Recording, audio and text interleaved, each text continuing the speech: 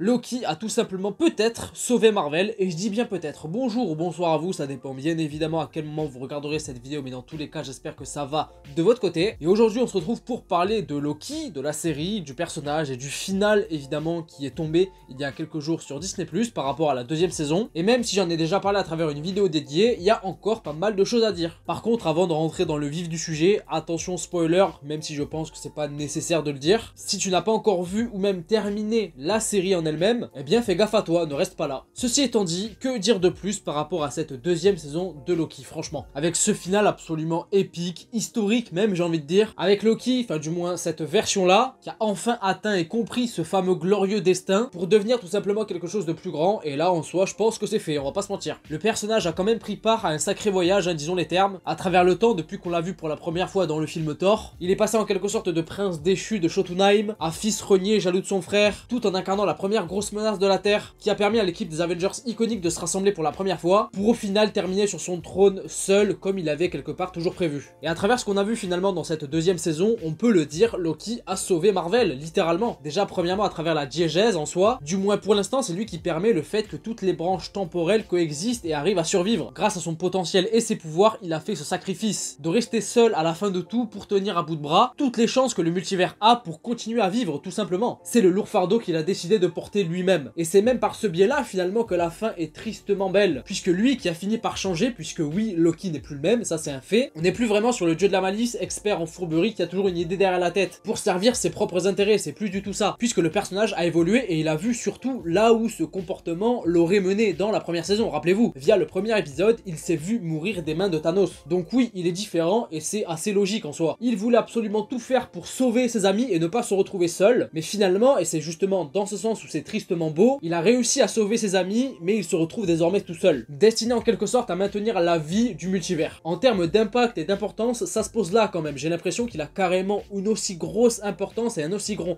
pouvoir que le Watcher qu'on a vu dans la série What If. Donc en soi, Loki pour l'instant a sauvé Marvel dans la diégèse des choses, puisque sans lui les branches seraient mortes et il n'y aurait plus rien. Est-ce qu'on reverra le personnage d'ici là et est-ce que déjà il pourrait y avoir une saison 3 à la série? Eh bien en soi, un des scénaristes a déjà répondu en quelque sorte à la question, en interview il y a pas longtemps, en disant tout simplement que l'histoire de la série en elle-même avait toujours été pensée en 2 saisons, et que le dernier épisode représente la conclusion à tout ça. Et en vrai quand on l'analyse un petit peu plus attentivement, ça se ressent, que ce soit les développements de personnages ou même les interactions entre eux, quand on voit la finalité de Mobius, qui décide de quitter la TVA pour désormais pouvoir passer le temps, la TVA en elle-même d'ailleurs qui a aussi évolué pour finalement maintenant partir à la chasse des variantes de celui qui demeure partout dans le multivers, ou même d'ailleurs Sylvie qui certes n'a pas forcément servi à grand chose dans cette saison 2, elle était surtout là pour apporter sa touche rationnelle et humaine par rapport aux situations, même si ça aurait été sympa qu'elle se rende compte que tout ça c'est un petit peu de sa faute, et bien désormais si elle le souhaite elle pourra rester une bonne fois pour toutes dans son univers, du moins dans la temporalité qu'elle a choisie pour travailler chez McDo, en faisant ses propres choix. La boucle a finalement été bouclée par rapport à la première saison et du coup à la deuxième. On ressent pas en tout cas de mon côté un sentiment de frustration. Et en vrai je préférais que justement ça reste comme ça par rapport à ce qui était prévu d'un point de vue créatif et qu'on ne force pas vraiment les choses par pur opportunisme en pouvant gâcher potentiellement tout ce qui a été fait. Ce serait mieux de se servir justement de cette série Loki plus tard dans le MCU en faisant des connexions, en revoyant certains personnages et pourquoi pas avoir quelques conséquences par rapport à certaines choses puisque tout ça c'est ce qu'on aime finalement dans le MCU et qu'on a sans doute un tout petit peu perdu ces derniers temps qui permettrait de perpétuer en quelque sorte tout ce que la série Loki a fait de bien en construisant quelque chose potentiellement d'encore plus solide. Et par-dessus tout, est-ce qu'on reverra le personnage de Loki? Ça aussi c'est une bonne question. Tom Hiddleston, l'acteur, en interview a fait quelques commentaires par rapport à ça, en laissant lui aussi entendre que l'épisode final représente une certaine forme de conclusion à son voyage à travers le personnage de Loki qui a duré plus de 14 ans maintenant. Et lui aussi à vrai dire il est parti de loin puisqu'à la base il avait passé l'audition pour le personnage de Thor dans le premier film sorti en 2011 hein, quand même. Mais que ce serait également imprudent pour lui d'affirmer réellement si c'est terminé ou pas, puisqu'avec un tel personnage et surtout à travers un univers comme celui-ci, eh bien tout est possible. En ce qui me concerne, je pense que oui, nous reverrons Loki en soi, puisque je pense qu'à l'heure actuelle, en termes d'impact, d'importance et surtout de popularité, il est sans doute à son apogée et Marvel Studios pourrait justement jouer sur ça plus tard, en le ramenant dans tel ou tel programme. Et en vrai, par rapport à l'enjeu principal aujourd'hui du MCU, c'est-à-dire le multivers, ce serait pas du tout bête de le revoir en soi. Et j'irais même plus loin en disant que le personnage pour l'instant le plus légitime à faire face à Kang par rapport à la menace qu'il pourrait représenter prochainement, peu importe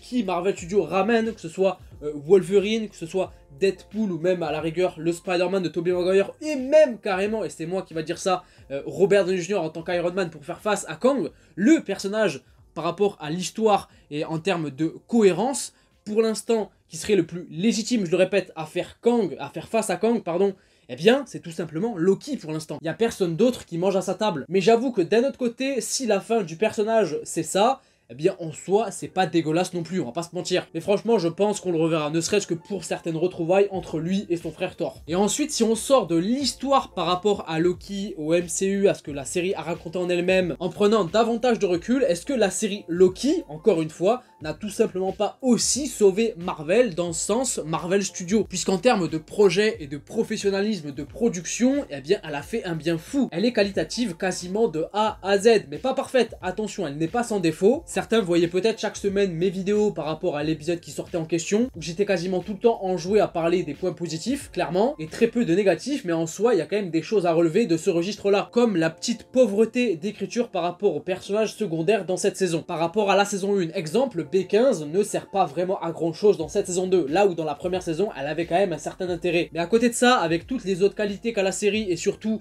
qui se ressentent à travers l'écran, honnêtement, c'est pas cher payé, puisque ça transpire quand même le soin et la maîtrise. Que ce soit à travers la forme et le fond, il y a quand même de la matière. Visuellement déjà, c'est magnifique. La série est en partie réalisée par un duo de metteurs en scène qui s'appelle Justin Benson et Aaron Moorhead, je crois si je dis pas de bêtises, qui avaient déjà travaillé avec Marvel Studios du côté de la série Moon Knight, en réalisant 2 épisodes et qui étaient pas du tout dégueulasses. Et cette fois-ci, pour Loki, ils en ont réalisé 4 sur 6. Donc si c'est aussi propre et beau, eh bien je pense qu'ils y sont un petit peu pour quelque chose. Et franchement, chapeau à eux. En rajoutant en plus que ces deux mêmes messieurs vont s'occuper désormais du reste des épisodes de la série Daredevil Born Again. Et qu'ils seraient totalement ouvert à la réalisation d'Avengers Secret Wars qui n'a toujours pas de réalisateur pour l'instant. Au vu du travail qu'ils ont proposé, en ce qui me concerne, je signe tout de suite. Il y a de la narration visuelle par moment, ils arrivent à mettre du rythme, à rendre les choses amusantes, mais également épiques et iconiques quand il le faut, et c'est peut-être justement l'un des seuls points d'espoir que j'ai désormais par rapport à Daredevil et sa prochaine série en soi. Le travail de la composition musicale aussi, ça c'est absolument dingue ce qui a été fait. Maîtrisé également de bout en bout, que ce soit à travers la première saison, mais également la deuxième, une ambiance sonore qui reste en tête, qui est iconique, en arrivant à embellir le tout. Voilà, c'est ce qu'il faut et ce qu'on veut, bordel. Marvel Studios devrait tout simplement prendre des notes par rapport au professionnalisme qu'il y a à travers cette série et s'en servir pour d'autres, même si ce n'est pas le même registre et ne parle pas de la même chose. S'il y a davantage de programmes aussi maîtrisés que cette série, eh bien,